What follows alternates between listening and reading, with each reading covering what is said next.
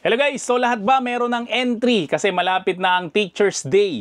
So syempre guys, ang The Printing Shack hindi magpapahuli yan sa mga unique na mga ideas na kamukha nga nito itong ginawa namin 2 years ago. At nagtataka ako guys bakit kapag ka Burmans ang bilis lalo ng panahon. Kasi ito, 2 years na namin itong ginawa at syempre ngayon, magbibigay na naman tayo ng mga bagong idea na mapapakinabangan mo sa printing business mo. At kung first time kang nanonood itong vlog ko at gusto mo naman ganitong klase ng content, so inaanyayahan kita na mag-subscribe dito sa my channel ko.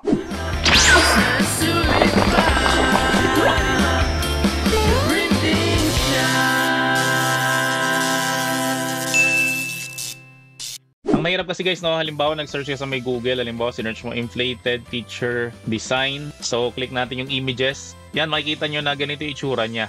So halos lahat ng ito is hindi siya usable o in Tagalog, wala kang magagamit dito sa mga lumabas sa may Google. Buti na lang guys, mayroong Creative Fabrica kasi nag-o-offer sila dito ng millions of templates and fonts at mga design for printing na pwede mong gamitin sa may business mo nang hindi ka nag-aalala ng copyright. Ang ginagandahan nito guys, meron silang free trial. So sa mga gusto mag-avail ng free trial, pwede nyo guys i-click yung link na ilalagay ko sa may description section ng video na to. At make sure lang guys na yung link na yon ang i-click nyo para siguradong ma-avail nyo guys yung free trial. Ngayon, kapag nagustuhan mo na yung free trial, meron silang offer dito guys na yearly access for just $3.99 per month. So parang almost 200 pesos lang ang babayaran mo sa kanila monthly. Pero lahat guys ng design nila ay pwede mo nang gamitin sa negosyo mo at hindi ka na mahihirapan sa design. Kaysa guys nagda-download ka sa may Google na usually yan may mga copyright at di mo pwedeng gamitin sa business mo yan. Pwede ka pang mademanda dyan kasi nga kapag ginamit mo yung mga design nila lang walang paalam sa kanila, bawal yon. So dito tayo guys sa may Creative Fabrica. So ganun rin guys ang itatype natin, inflated teacher design. Yan, so makikita nyo na guys na ang dami na ditong mga design na pwede nyo siyang i-download. So lahat yan guys, pwede nyo siyang i-edit. Ang ginagandahan pa guys sa may Creative Fabrica, meron na rin siyang ito. Ito yung latest na feature niya guys, Creative Studio. Ibig sabihin nito guys, para siyang Canva. Pero nasa loob siya guys ng Creative Fabrica. So ito guys yung itsura ng Creative Fabrica Studio at ito naman guys yung itsura ng Canva. So halos wala naman silang pinagkaiba kasi may templates dito, may elements, may brand, may uploads. So pag tinignan nyo dito, meron rin siyang templates, meron rin siyang elements at eto mas marami siyang option kaya sa may Canva. So mas maganda guys mag-edit dito kasi mas marami kang pwedeng gawin. At ang maganda pa nga dito guys, meron kang pwedeng mga i-download ng mga design kung magme-member ka guys sa may Creative Fabrica. So balik tayo dito, ito yung mga design ng mga kasama. So yung iba dito guys, dinownload ko na. At ito na guys yung mga na-download ko sa kanya. At maganda dito guys, ibibigay ko sa inyo itong mga design na to for free. So maglalagay ako ng link sa may description section ng video na to kung saan nyo ba ito mada-download, ito mga dinownload ko guys sa mga design sa may Creative Fabrica. At ang maganda dito guys, tignan nyo to, i-open ko Ayun, ang laki niyan. Pwede nyo guys i-print sa tarpaulin yan. Ibig sabihin nun guys, high quality yung mga ino-offer nila ng mga design. So para ma-print natin sila guys, so ang gagawin natin, mag-open tayo ng MS Word. Tapos click natin tong layout. Yung size natin guys, gagawin natin siyang A4. Then dito sa may orientation, gagawin natin siyang landscape. Kasi pahiga yung gagawin natin. So una natin gagawin, mamimili tayo ng design dito. Halimbawa itong design natin pipiliin natin. So idadrag lang natin siya dito. Tapos right click natin siya guys, wrap text. Then in front of text na lang natin. Yan. So pwede natin siyang iurong dito. So again guys, kapag gumagamit ka ng L121 na naalisan ng teeth, so ang gagawin natin medyo mataas dito sa may bandang kaliwa kapag ka naka-landscape. And kapag ka naka-portrait naman, mas mataas siya sa may bandang ibabaw. Kasi nga guys, yung ilalim natin, medyo nag-i-smudge dito kapag ka inalisan natin ng teeth. So lalagyan nyo siya ng allowance dito. So ganyan guys yung magiging itsura niya. So ito guys, may mga nagawa na akong design at ready to print ko na to. Kasi nga, ibibigay ko to sa teacher ng anak ko. Kasi nga guys, malapit na yung Teacher's Day. So ito guys, yung mga design na napili namin.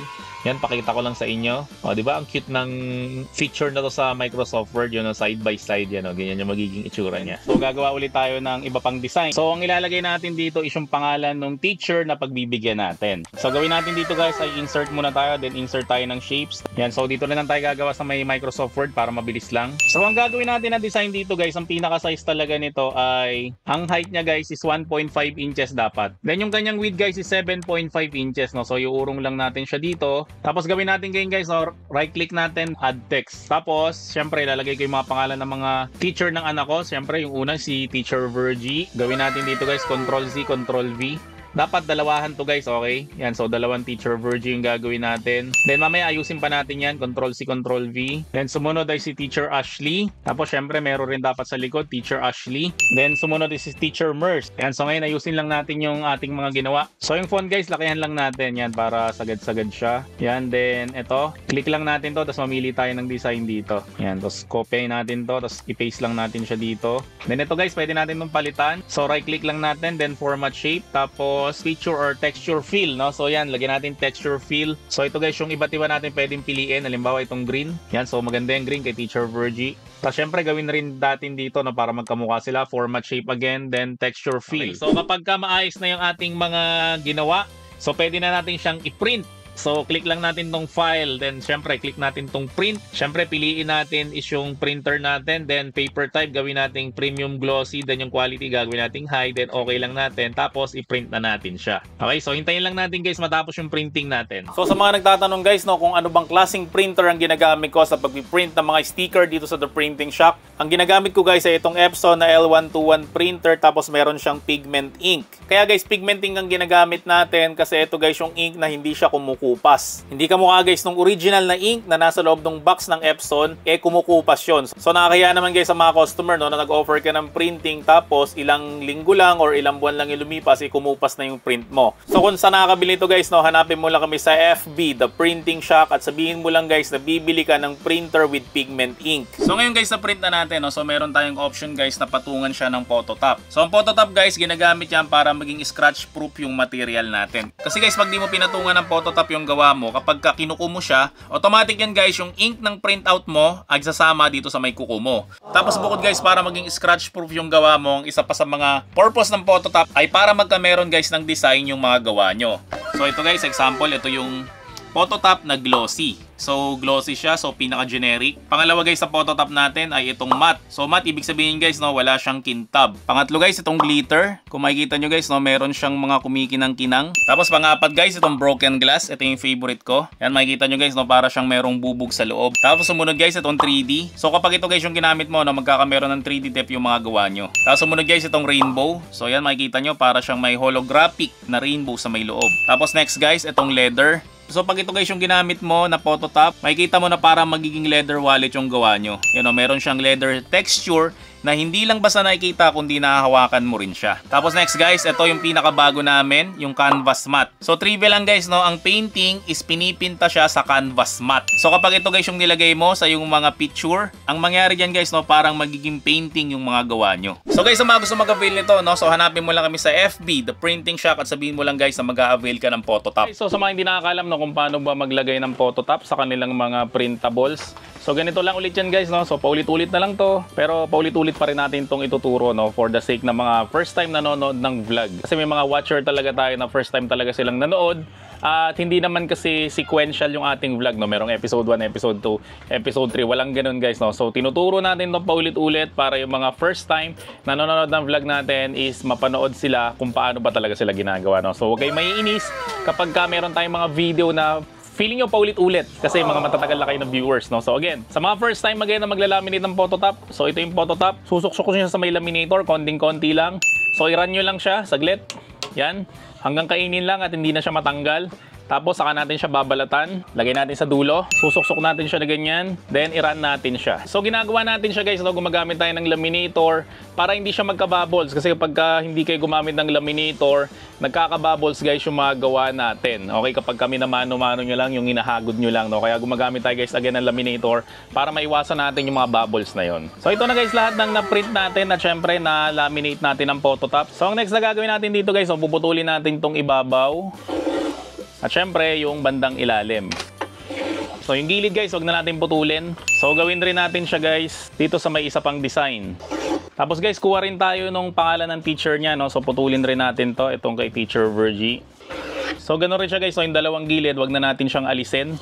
Ang alisin lang natin ay yung ibabaw at syempre yung ilalim. Tapos guys, kailangan na natin itong sinterboard, no? So, again guys, ang mag-partner, itong dalawang pangalan ng teacher. Tapos, itong dalawang design. tapos yung Sintra board. So ang gagawin natin dito, kasi nga pinutol natin yung ibabaw sa kailalim nito, no? Kasi nga hindi tayo makapag-print ng borderless printing sa ating L121, no? So dinidiskartehan na lang natin siya. So una natin gagawin, syempre yung pangalan ng teacher, ididikit muna natin to sa may Sintra board. Yan, so sa may bandang ibabaw. Yan, so ganyan siya guys. Ang next natin ilalagay guys, syempre ilalagay na natin tong design. Okay, so ganito guys yung magiging itsura niya. Nasa ibabaw yung teacher, then ito yung pinaka-design natin. Okay, so mangyari dual tone siya. Tapos syempre may mga sobra dito, so pwede natin siyang gupitin na lang ng gunting or ano kaya pwede natin siyang gamitan ng cutter. So kapag gagamit ka ng cutter guys, huwag mong kakalimutan na gumamit itong PVC cutting mat kasi pag di mo siya ginamitan nito, mahihiwa yung mesa nyo. So ito yung cutter natin.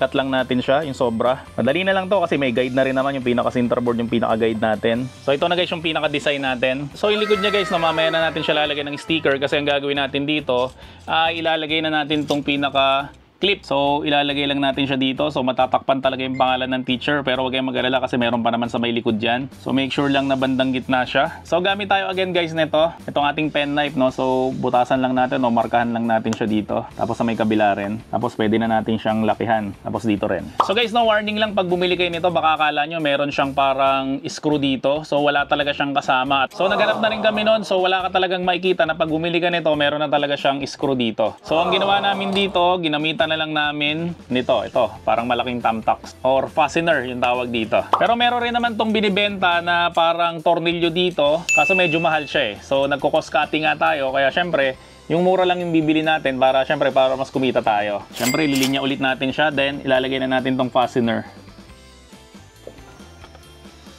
Then doon rin sa may kabila. Yan. So ang magiging itsura niya guys, ganyan. So sa may likod niya, syempre ganito yung itsura niya. So itutupi lang natin to ng ganyan. Tapos para mas dikit na dikit siya guys, no, pwede natin siyang lagyan itong 3 frog na glue. Tapos next na gagawin natin para hindi siya halata sa may likod, so didikitan rin natin siya ng sticker, no? So optional yan guys, no? Pwedeng ito nasa ibabaw, ito nasa ilalim, or ito nasa ibabaw, kasi ito nasa ilalim. Pero mas maganda kasi guys, ito nasa ibabaw to, tapos yung pangalan ng teacher is nasa ilalim. So syempre, ang una natin gagawin, didikit muna natin yung pangalan ng teacher. So dito siya sa may bandang ilalim. Then, saka natin to ilalagay. So again guys, dito naman may susobra dito sa may bandang ibabaw. Ng konting-konti lang naman. Okay, kasi dapat makita yung pangalan ng teacher. Yan, so ganyan guys yung itsura niya. So ang gagawin natin ngayon ay aalisin na ulit natin yung mga sobra-sobra. So alisin muna natin yung nasa bandang ibabaw. So magitan ulit ng cutter natin. So kung hindi kayo sanay sa may cutter, pwede nyo siyang guntingin kasi may guide naman. Pero ako kasi guys, mas sanay talaga ako sa cutter. So ito na guys yung finished product natin. So ganito yung magiging itsura niya. So pwede naman to guys, parehas ng design. Yung harap, syempre, saka yung likod. Pero ako, ginawa ko dalawang design, no, para mas cool. So try natin siya guys kung effective siya. Syempre meron tayong papel dito. I-clip natin siya dito. Tapos pwede na tayo magsulat. Yan. Or pwede rin tayo mag-drawing.